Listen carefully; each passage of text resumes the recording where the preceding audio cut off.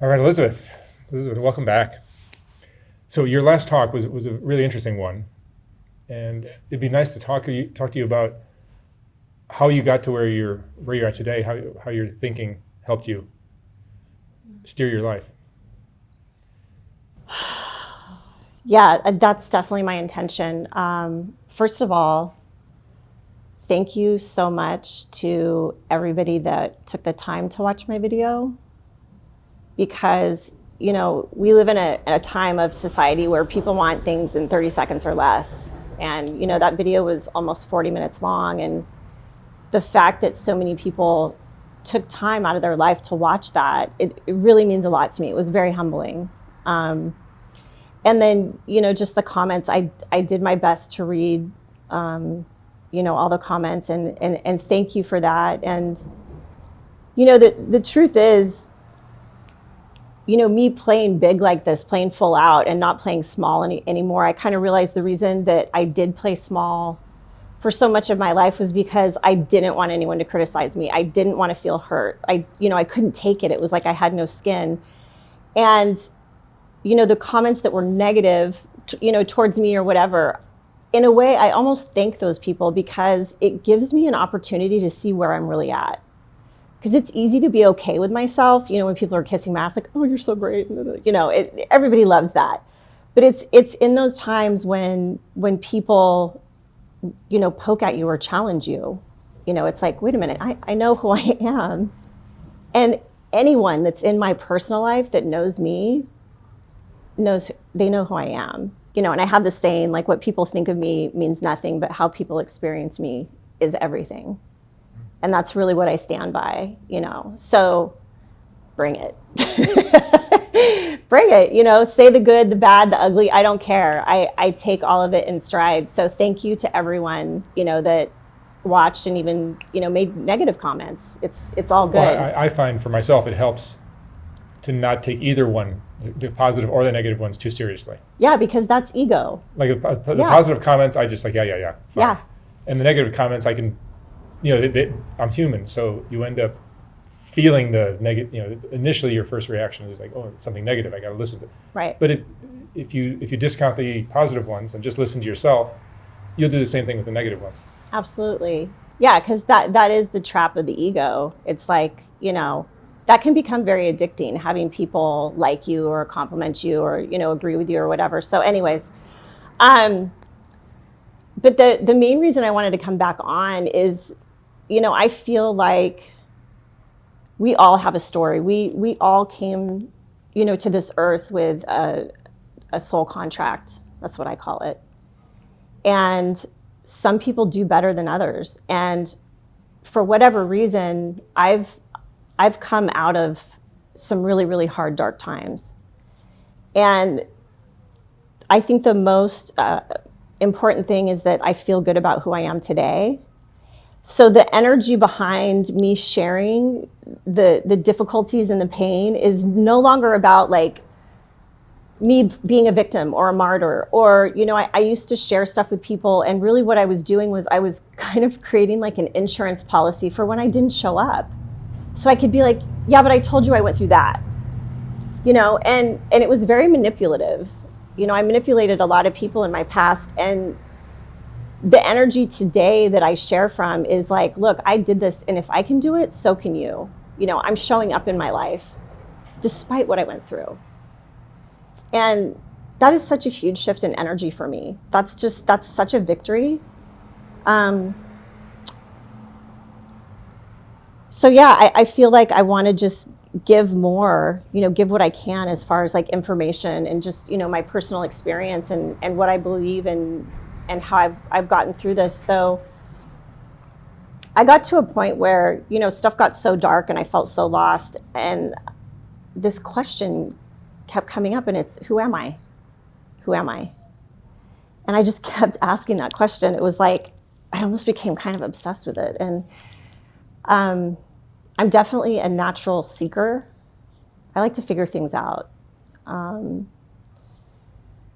So when I finally, got off of drugs and I cleared some space in my mind and in my psyche and everything, I shared before how I did a lot of meditation and I did a lot of reading and a lot of just soul searching. And what I came up with, and this is just my opinion, take what you want, leave the rest, and I always leave room for what I think is not even true. I'm not someone who's like, you have to believe this, that's not where I'm coming from at all.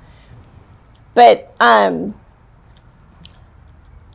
way I kind of look at the whole situation with my parents, with my family, and this life is, I believe that my soul and my spirit is eternal.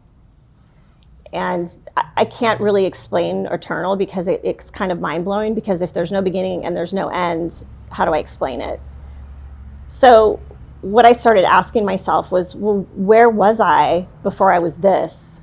Before I was this person doing this? Where was I? And, kind of what I came up with was that I had been here before, and that my soul was kind of like elevating, like it wanted to learn more and more and more. And along the way, I had, created karma for myself and for other people. So if I look at the life that I just, or the life that I'm living, but my past, the difficulties of my past, it's like, wow, I had some severe karma to clear, which brought me to, who was I before I was this person? What was I doing? How was I treating people? Well, the truth is everything that was done to me in this life, I did to other people. So it's like, okay, so that's where the forgiveness piece comes in. And it's like, I forgive people because I so badly need to be forgiven. And it's kind of like, how do I want to explain this so that people can understand. That makes perfect sense then. Does it? Okay. So the way that I look at it is, my mom and dad, the vehicles that brought me here into this physical existence, on a spiritual level, they loved me enough and loved me enough to have played this role in my life so that I could go through these things and experience these things and sort of play with how I was going to deal with it. Was I going to become a drug addict and become homeless and kill myself? And that was you know what I mean? Or I was given an opportunity to really overcome some difficult things. So, it's like, people are like, how can you forgive your dad? How can, what an asshole,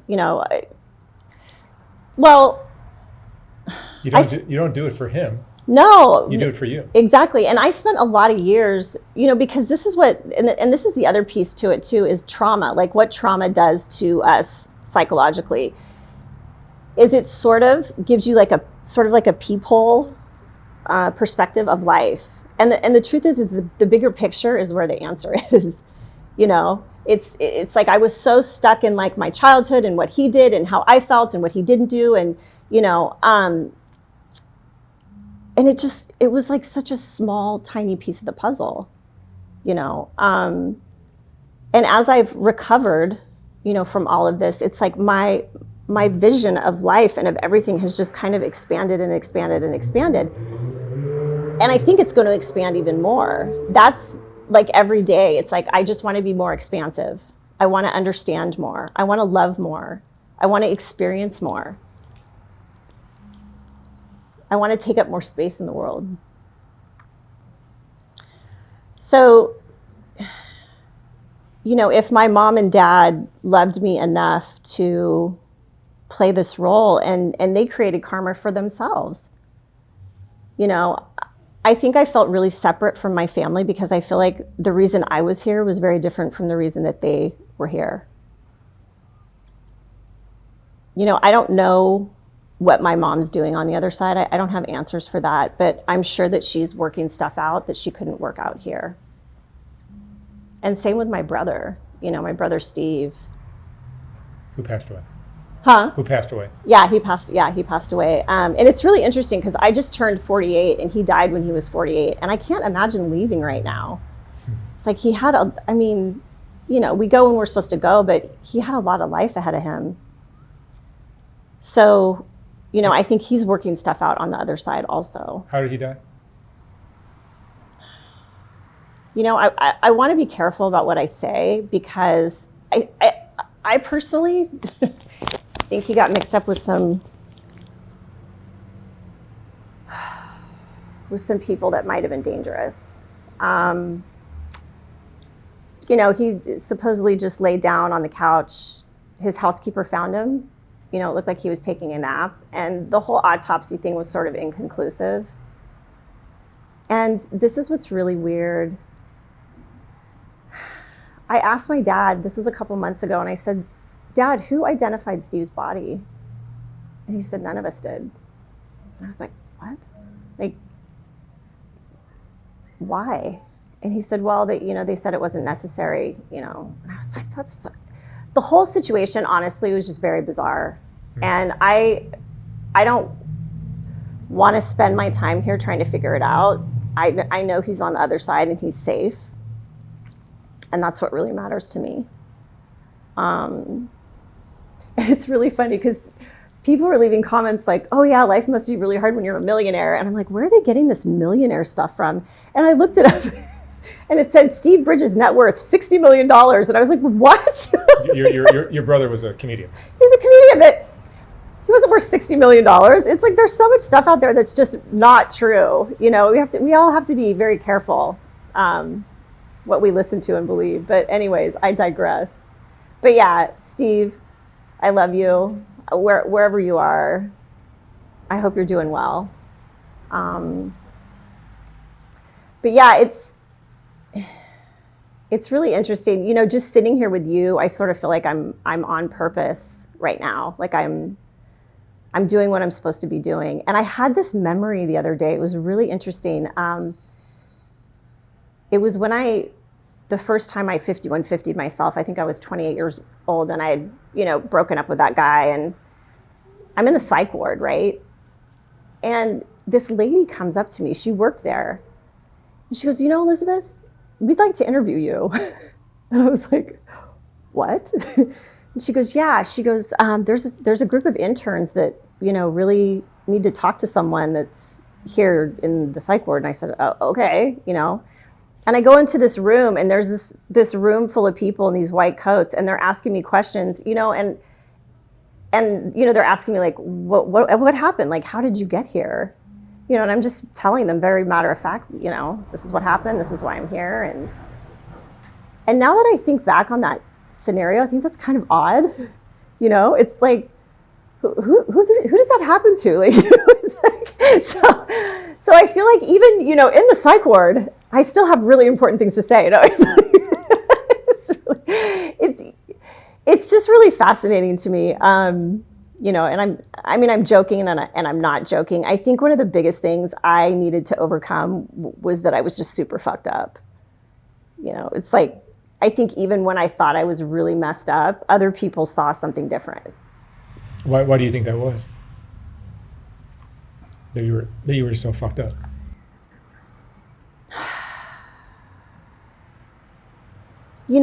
I think because of the way my parents treated me. I think that, there's what happens, there's what someone does, and there's what happens, and then there's kind of how it gets processed by the other person. And I think that what I took on, the belief that I took on, was that I was unlovable. I wasn't lovable. That's common. Yeah. And so what ended up happening was I attracted a bunch of people that confirmed that. Like, oh, you think you're not lovable? Okay, I won't love you. You'll subconsciously attract these kind of people. Exactly. And reject ones that are trying to, yeah. And I would say that, even today, I'm I'm really far from perfect. In the club.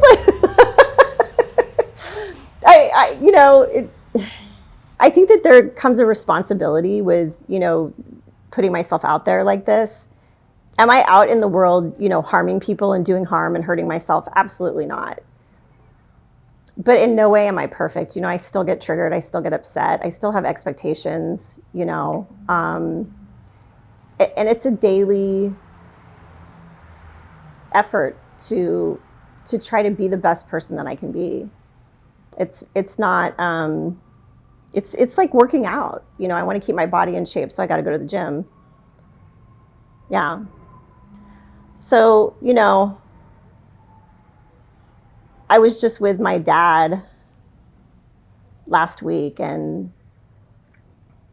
sometimes when I sit with him, I still feel uncomfortable feelings, because there's kind of an unresolved energy between us. He never admitted what he did, the full extent of what he did, and he won't. And the thing is I got to a place where I didn't need him to. And that was such freedom. I think another one of the big traps that we get stuck in is like, I need closure. I need this person to give me closure. And the truth is like, I can only give myself closure. I can't put that on someone else. The thing I hear over and over and over again in all these interviews I do, especially down here in Skid Row, is I'm a victim, I'm a victim, I'm a victim. And if you have that victim mentality, you're gonna need that other person to, apologize and all that. And if you don't see yourself as a victim, you're just gonna brush it off and be like, that was messed up. That was a bad period of my life, and you just move on, and you don't wear it for the rest of your life. Yeah, yeah. There's a woman. Her name is Carolyn Miss, and she did a CD called "Why People Don't Heal and How They Can." And she explains it really well that, our wounds are sort of like street currency. And it's almost like whoever has the biggest problem in the room has the most value.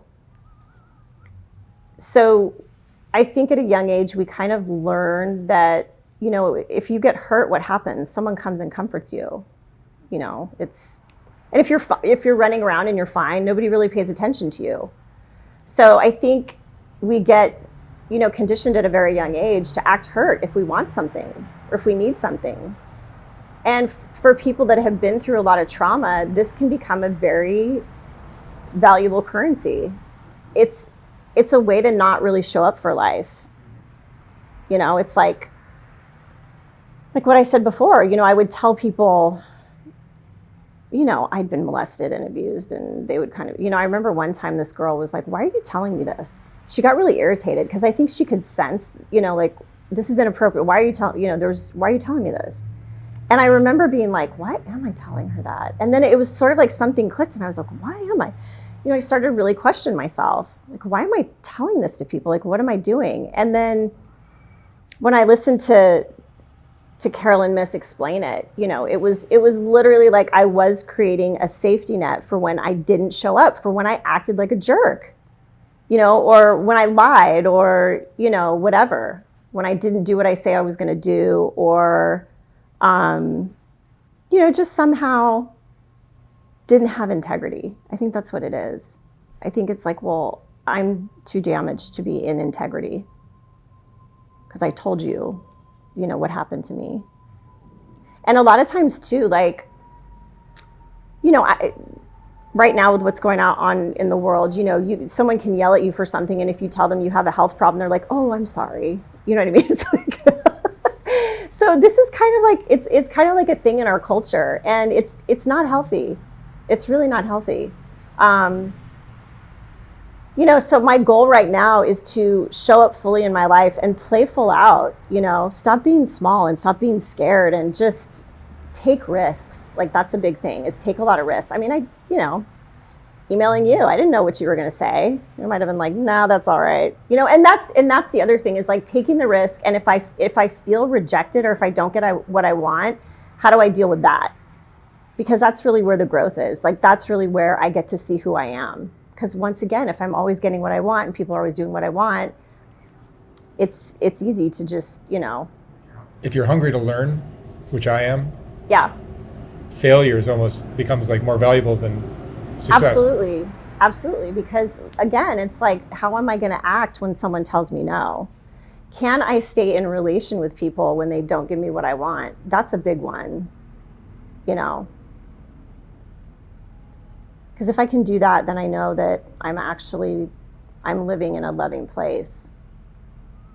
And again, that's not to say that like stuff doesn't happen and I feel upset and I allow myself to feel upset.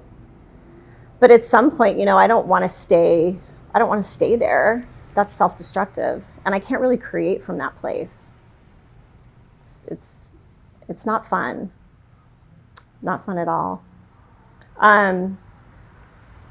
You know, but if there's three tidbits I could give everyone, and it's really simple. It's like, slow down. Just slow down. Like, we are all so in a rush and in fight or flight. And if we could just slow down. And then the second thing is just breathe. Like, just remember to breathe. Breathe deep. Breathe into your belly, into your chest. Like, really, really breathe. And then the third thing is just have a sense of humor. Like, people that are super, super serious and, you know, like negative and angry all the time, like, those people are going to live a very long and unhappy life. Like, life is going to be really hard. But having a sense of humor and just bringing levity to this world is so important.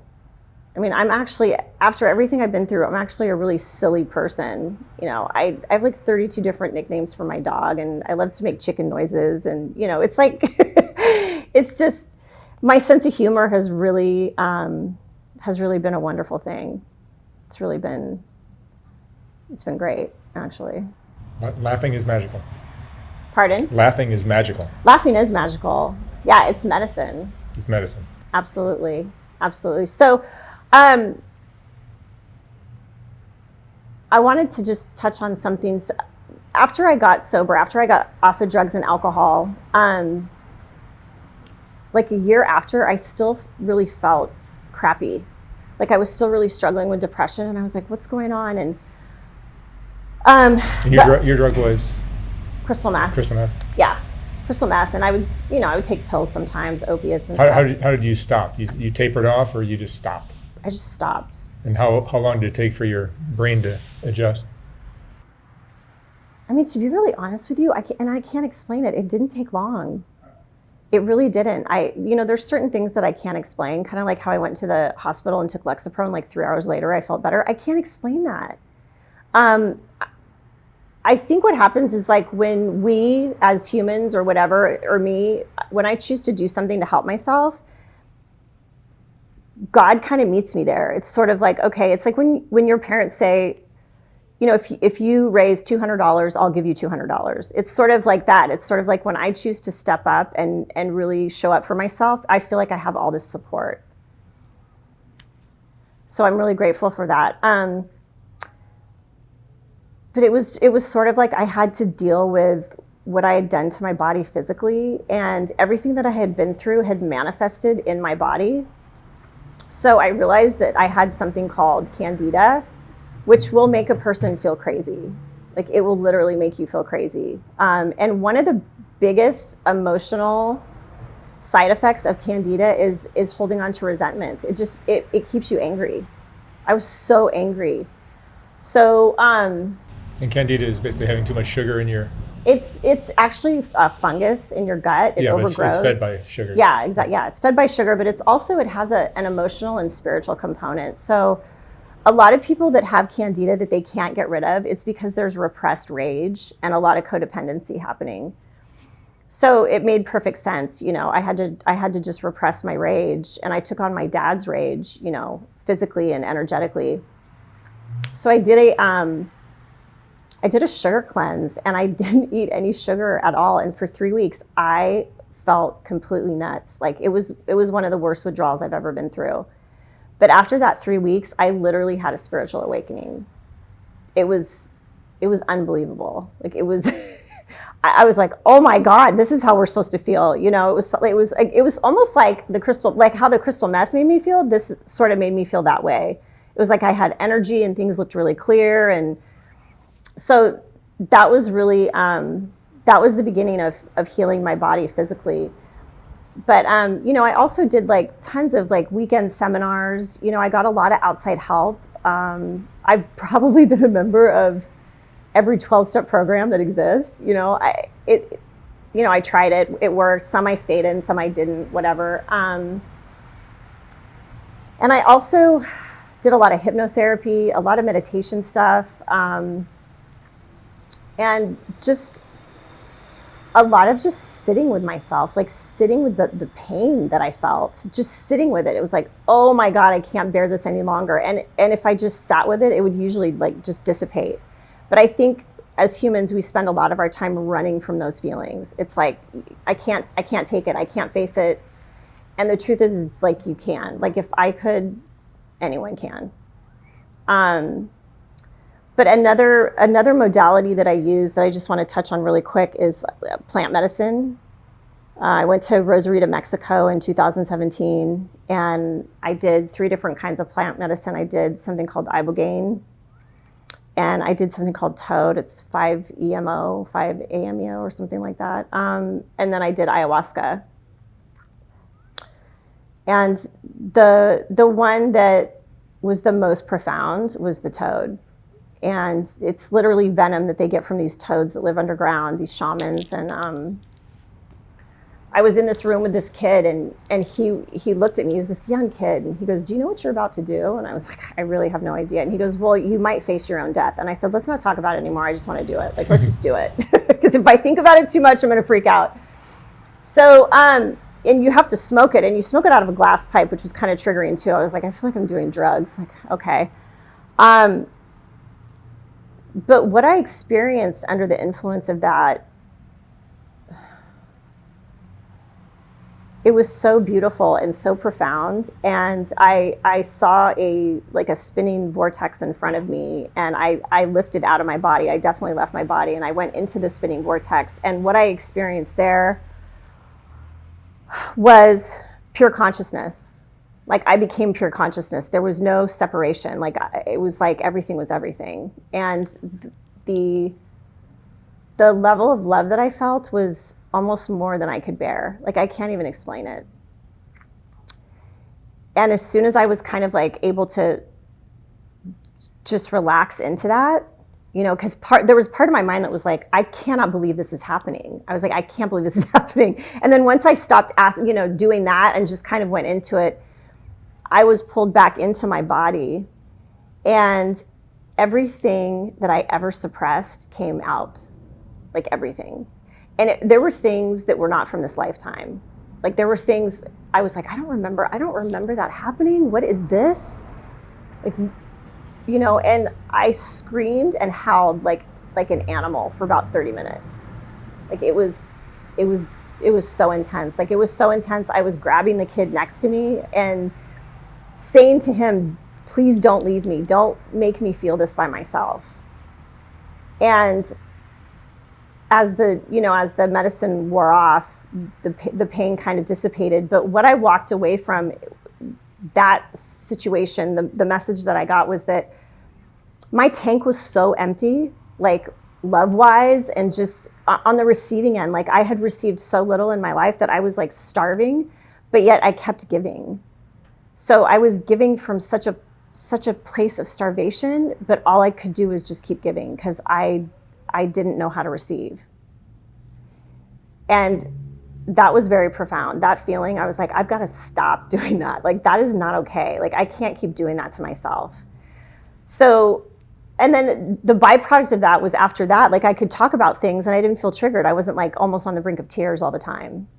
So I like literally physically and energetically released so much pain and so much trauma that it permanently changed me for the better. It was really beautiful. And this is from smoking toad venom? Yes. In Mexico? Yes. I highly recommend it. They use it for like Vietnam vets that have, that are just more than the ayahuasca? By the time I got to the ayahuasca, I think I had released so much that, they call her Mama Ayahuasca. She was just sort of like, sweetie, just relax. Like I sort of felt like I was on MDMA. Like I felt kind of warm and fuzzy. And I was witnessing people around me, like dancing and howling and barfing and, doing all these things. And I just wasn't there. I was kind of like, I felt sort of like the feeling I got from the ayahuasca was that I was getting the feel-good hormones that I didn't get from my mom. It was sort of like I felt like I was being held against like someone's warm chest. It was really nice. But yeah, I mean, the toad is the most intense that you can possibly do. And it's not as long. Like the ayahuasca, sometimes you have to like fast and, it's like 3 nights or 2 nights or whatever. And this can all be kind of over within like 45 minutes. So yeah, I'm trying to think what else.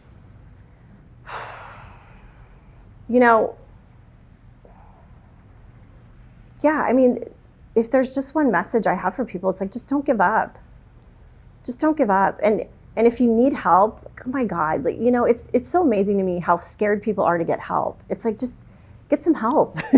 There's so much help out there. There's so many people that want to help and that can help. And there's so many different modalities of, therapy and ways that we can get support. Like, just get support, talk to somebody. Don't keep stuff inside. Don't keep secrets. Like, this thing that we have in this society of like, I've got to keep this persona and look really good and whatever. It's like, fuck that.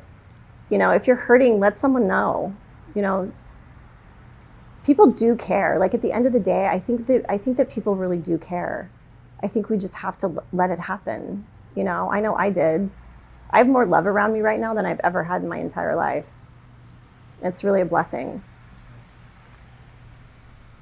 Yeah. Excellent. All right, Elizabeth, thank you so much for coming in again. Thanks, Mark. Super interesting. Take care, guys. Thank you.